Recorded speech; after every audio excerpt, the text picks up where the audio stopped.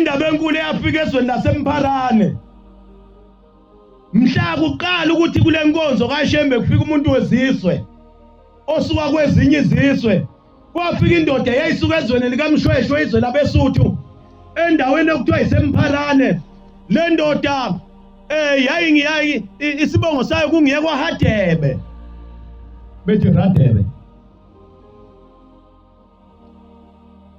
Le ndoda ifika kanjani kuleli izwe? Kule nkolo yobuNazaretha bathi balele lena ezweni laseMpharane ezweni likaMshweshwe labeSuthu bezwa igumbi zisho zithi du. Bezwi ukhala imbomu bathi abanye imbosho kuya ngokuthi ulephiswe ukhala imbomu bezwa ukhala abancilongo baphuma. Uma bephuma babona phezulu kunesinye esiyindilinga kunabantu kulesisinga phezulu ezulwini. Lento yenzeke ebusuku kuyakhanya kule ndawo zisho lezigubhu kusho lezimbomu. Ayasiwe indaba yebandla elishaya imbomu, ayasiwe ibandla elishaya indaba yebandla elishaya igubhu. Bathe bebona lokhu kukhanya phezulu lokuyisinge kwaye ngokuya kuncipha ngesikhathi lokhu kukhanya kuncipha nezigubhu umsindo wazo ziyancipha. Kwathi makuphela kwase kuba nesigayigayi somnyama kwabamnyama waphela umsindo walezi igubhu. Babuyela phakathi abomuzi kwaHadebe bayolala. Bathi ama bevuka ekuseni bavuka nesimangaliso. Ithi indoda yakhona yakwaHadebe ithi ngithe uma sengilele ebusuku kwakhuluma izwi lathi nizwile lezi igubhu eyikhala nezimbomu ebeyikhala nokuhlabelela lokho bekuhlatshelela nalabo abantu bebegqoka ingubo ezimhlophe ubabone emafini. Uthena uHadebe ngikuzwile uthi umsindo wabantu abakhona lapha emhlabeni labantu baseNatali. uJesu balandela uJesu bahamba naye, usefikile usemhlabeni uhamba nabo abantu, uhamba nabo bashaya igubhu useNatali emzini okuthiwa isePhakameni.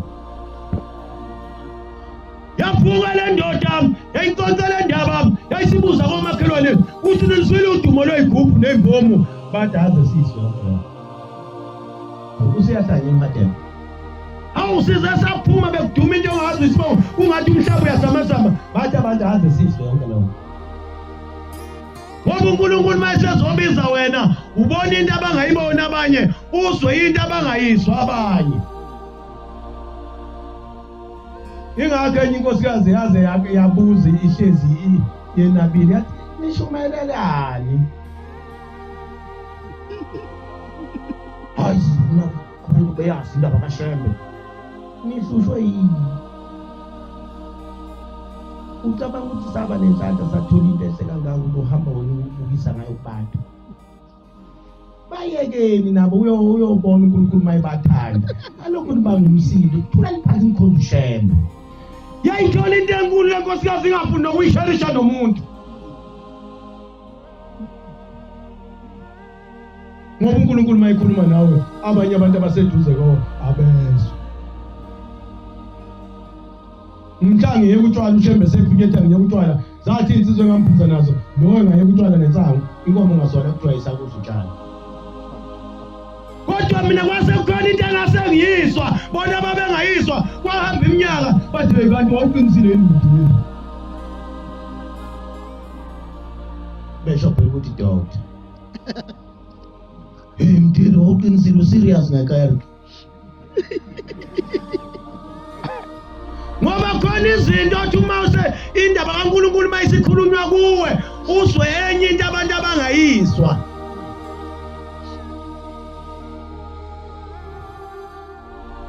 Madoda yayisithi le ndoda yakwaHadebe yathi ngeke ikhona lento makhosikazi ami tshela amakhosikazi ayamathathu ikhona lento ila emhlabeni ngiyayizwa emzweni yami ukuthi iqiniso lento ebesiboniswa asithuthe sihambe sisiyofika eNatali. Kwaqhamuka indoda angazi noma yayinyanga noma kuthiwa yini uDibi. Kuthiwa yini umuntu ohamba edayisa imithi inyanga wayibona hamba edayisa imithi ngoba ngesingisi bathi herbalist.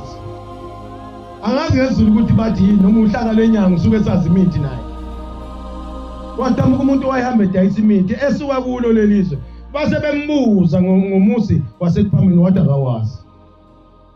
Bathi kulithe izwi lomuntu uJesu sebuyile emhlabeni. Ushaya igubhu ushaya nezimbomu. Yathi le ndoda ukona umuntu ongaphethe wini. Ophilisayo unamandla yathandazela ushaya zona igubhu ezinkulu nezimbomu. Kodwa ke lokhu ukuthi uJesu hayi iphutha lelo.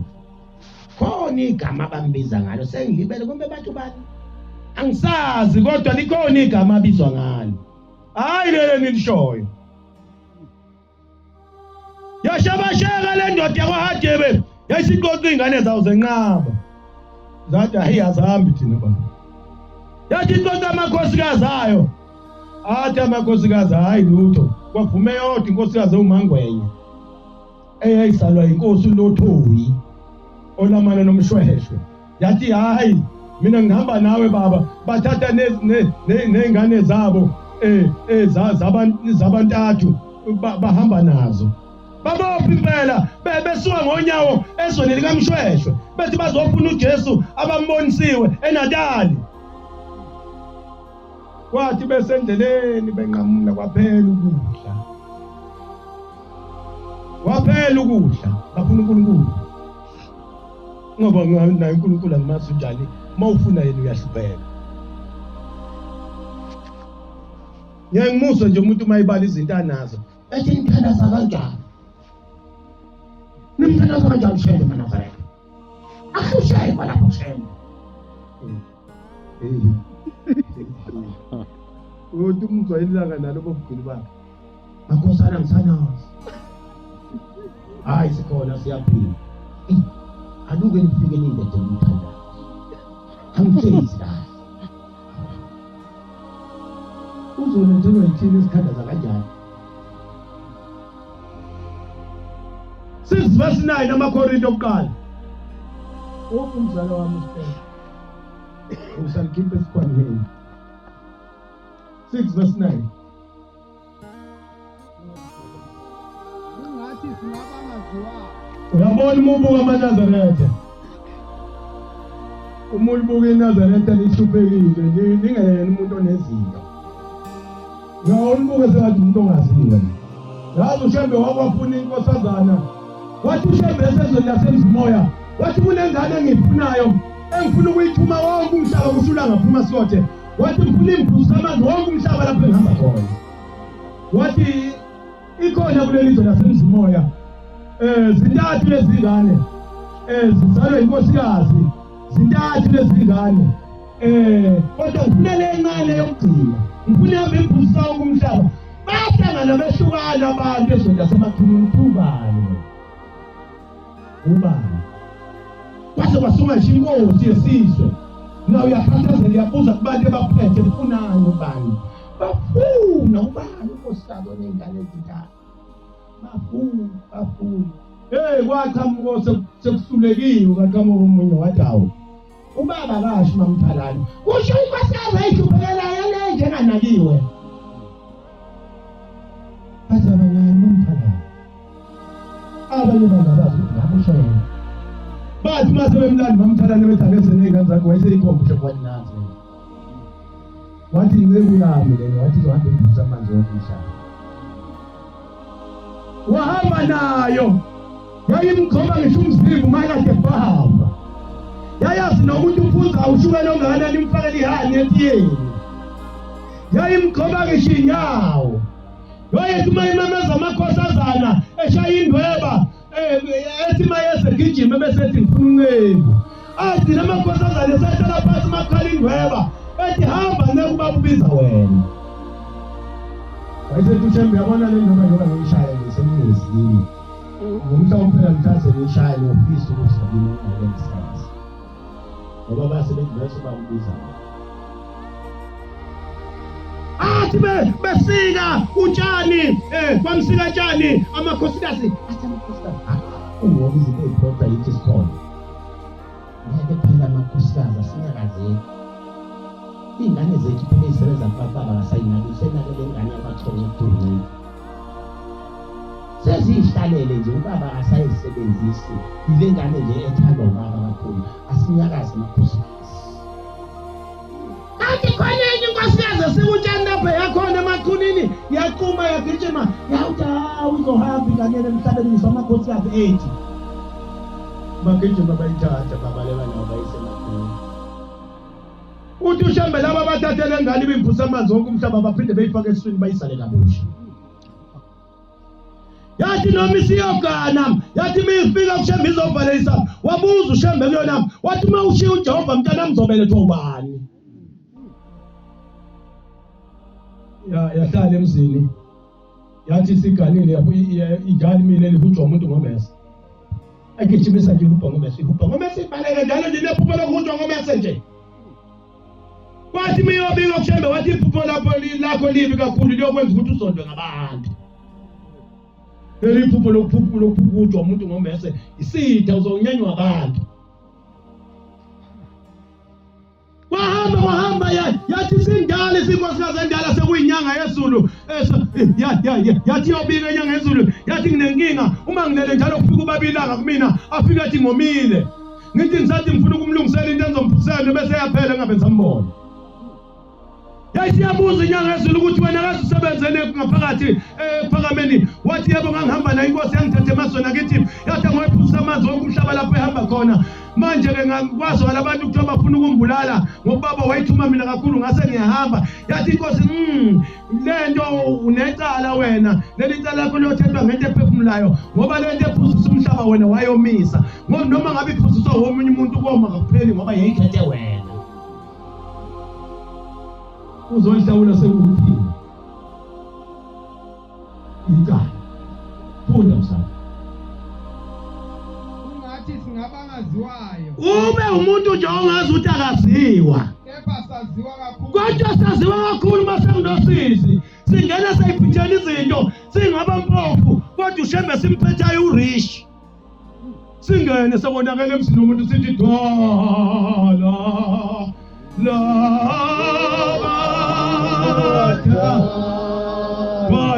la badala mthunze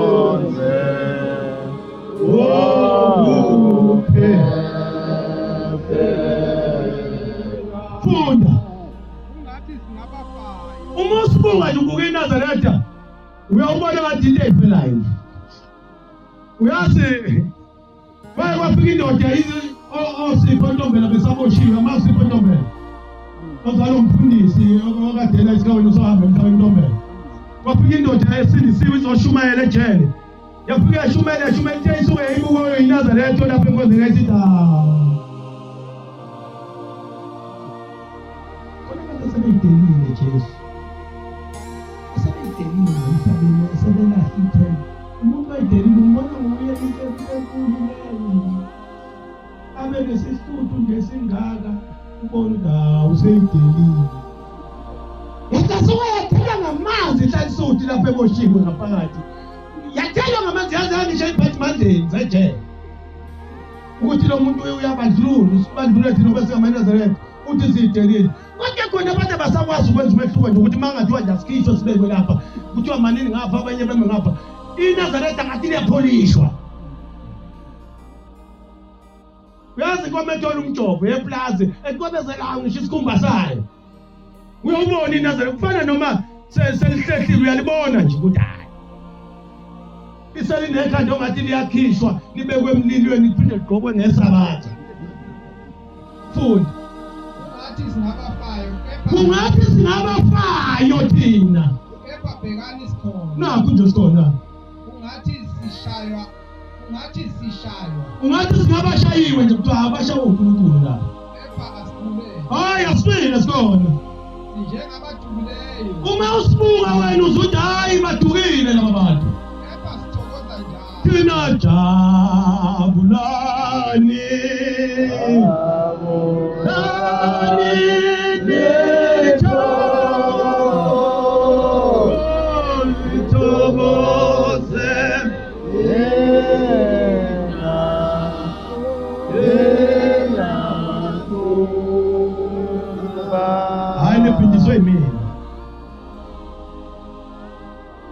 Ngibhekiswe mina hayi angimine ngibheka yini.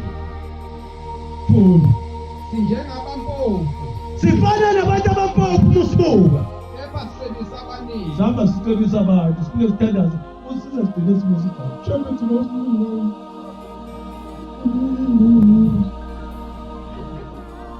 uyizwe sizobonga ithi ayi into engenza ushembe manazane. Hey isho isigatshe ngana size simuthi kodwa uJobe usenza. Ay njengabahluphekile kodwa thina sitebisa abaningi ngoshembe. Njengabangenalutho. Sinjengabanganalutho. Kepha sinakho konke. Hey thina sinakho konke thina. Sinakho konke thina. Kodwa usibone ngathi wena sinalutho. Sinakho konke. Umlomo wethu uvulekele kumina. Ngiyabonga. Siyakhuluma nje kuphela. Sibanike ushembe. Ngoshembe. Yahamba indoda enguHadebe isuke ezweni laseMpharane yahamba yayishiya ingane kwaphuma unkosikazi oyedwa uMangwenya nezingane ezu4 kwathi endleleni kwaba nomkhuhlane omkhulu yafa ingane. Kwathiwa sibuyele emuva siyongcwaba ingane. Yathi indoda uHadebe angibuye endlini. Uzothiwa besambe siyobulala lengane. Ngiyayingcwaba khona lapha endleleni ufuna uJesu uvele phambili. Bangcwaba endleleni. Wathi unkosikazi mina ngikhathele futhi nale nto yakho yokuntshontsha. Kudla kusekho phela ingene emaplazini yeba le ndoda. Kuthi kuqhubeke uhamba. Ithi le ndoda angibuyele emuva kuzothiwa besiyobulala ingane sesibulala ingane. Lokhu kwakweba kwami ke akuhlangene nawe wena mkami uNkulunkulu uyabona ukuthi ngenzani.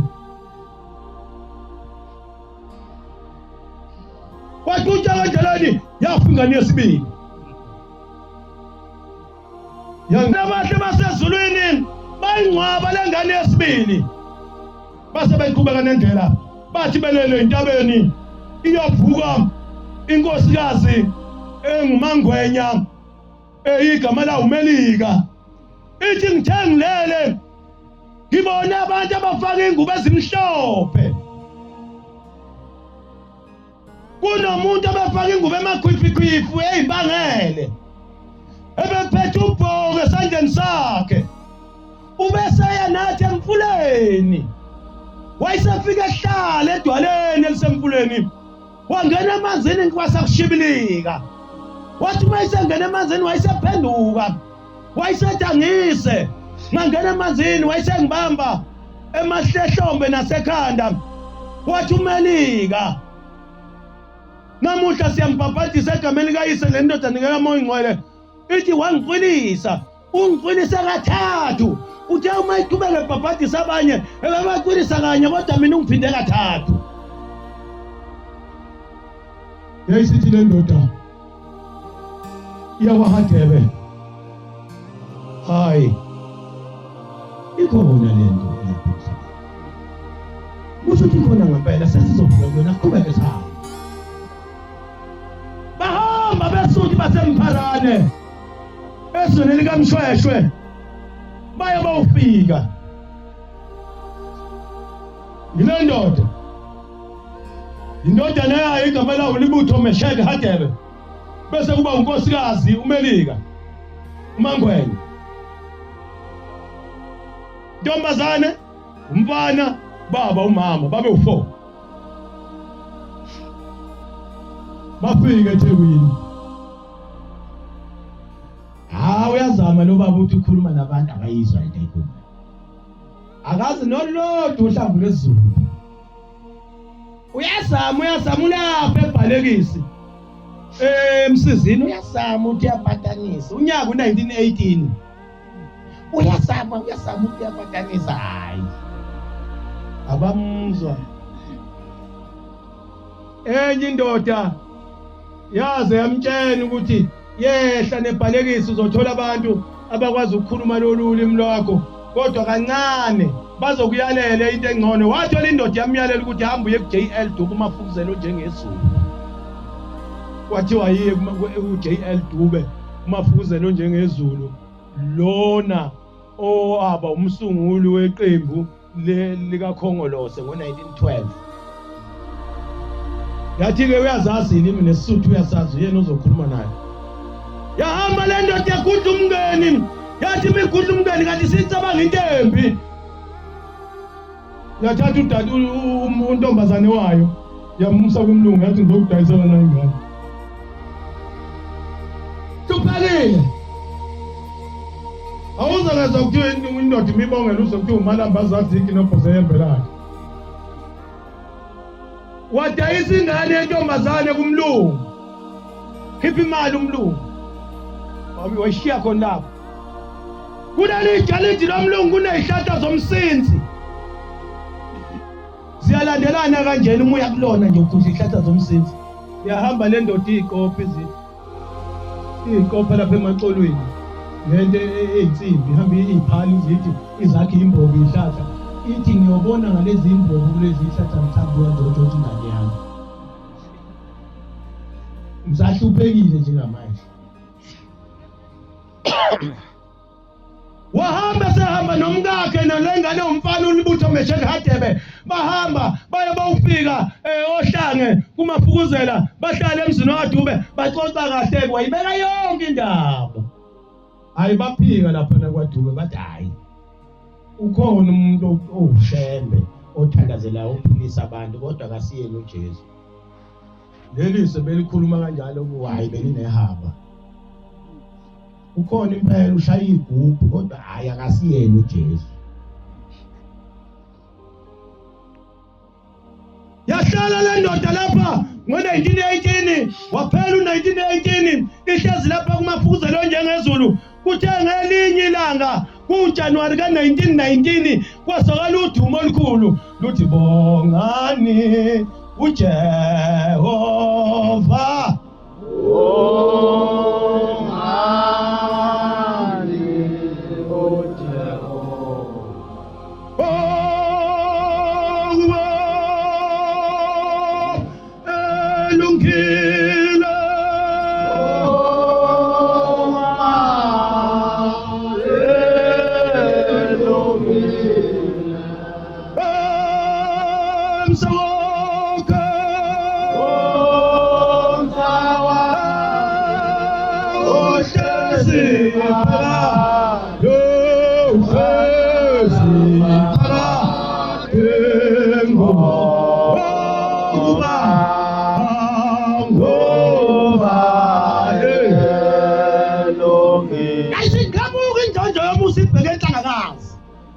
Yathi ngoba elungile bonke ne uJehova.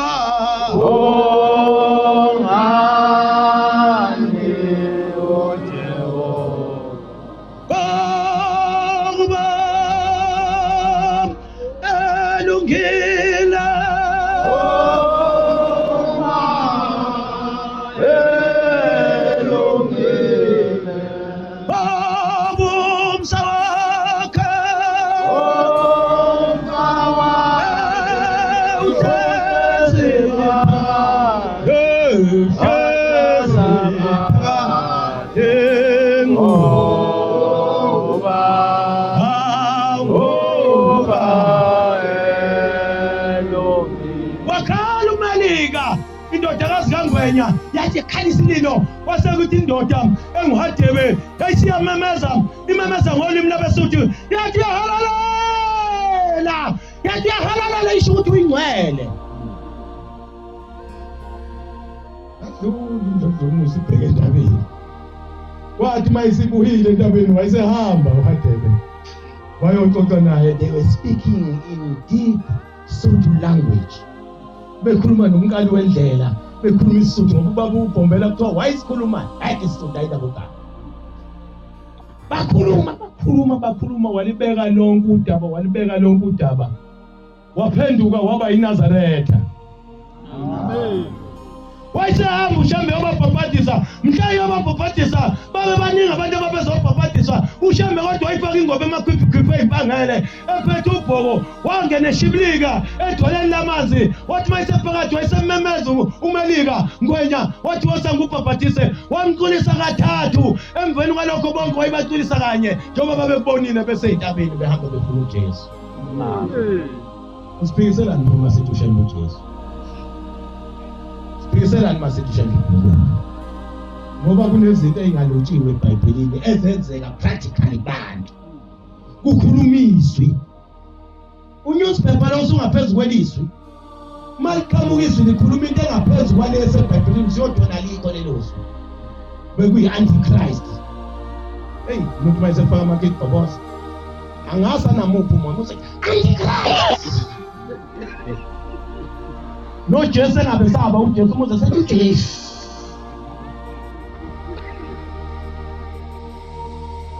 Bantwana bahle basezulwini sengizohlala phansi. Kwathi ngelinye ilanga indodana yaleli ikhehlela kwaHadebe lelo kuthiwa libutho uMesheke Hadebe yayinendawo yayinesiguqo sayo lapho yayithi miye esiguqweni amaNazaretha ngoba senazi iguqo. Awusenayo indawo yakhe esiguqo lapho uyothandaza khona. Awusenayo ke ngengaphandle ke nje ngisho ehlathini usaba ukuthi bazohlinyela khona bethi uyathakala.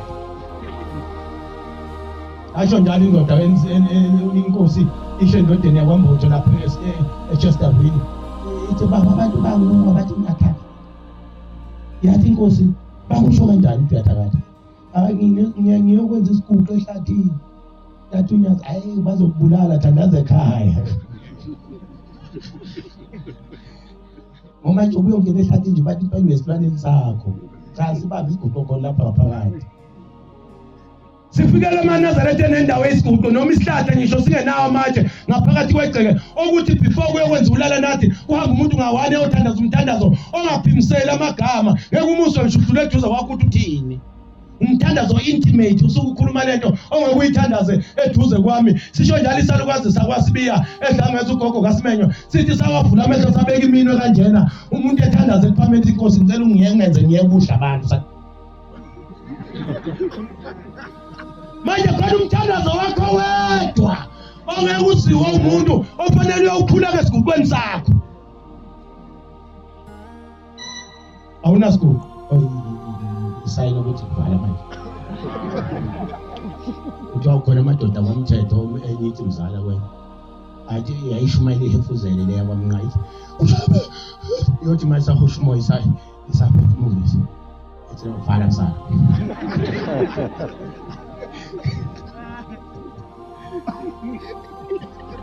Lensizwa yakwaHadebe yayinesiguqo sayo eyayithandaza kuso ifika ibeka imbali ithandaze kwathi ngelilanga kathi yothandaza yabona isimangaliso yayesu izwi lithi mfana kaHadebe uyazi yini ukuthi uShembe mdala kunoyihlo na waphika uphika khona esibonalisweni wathi cha baba ufike yikhehla lapho efika kubomelo beyikhehla baba efika baba mdala.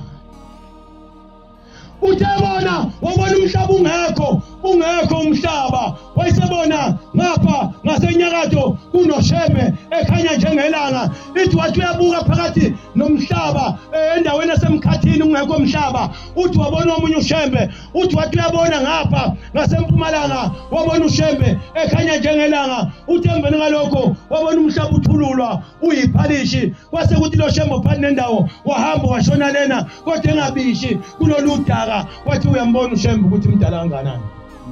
Wayikhona umhlaba ungabikho wakhiwa ekhona umhlaba njengoba umbone ehamba kuwo yena engabishi uShembe mdala kunoyihlo. Yafunda lapho lo mfana ukuthi kanti lo Shembe simkhonzayo uNkulunkulu akusiyena nje umprofeti.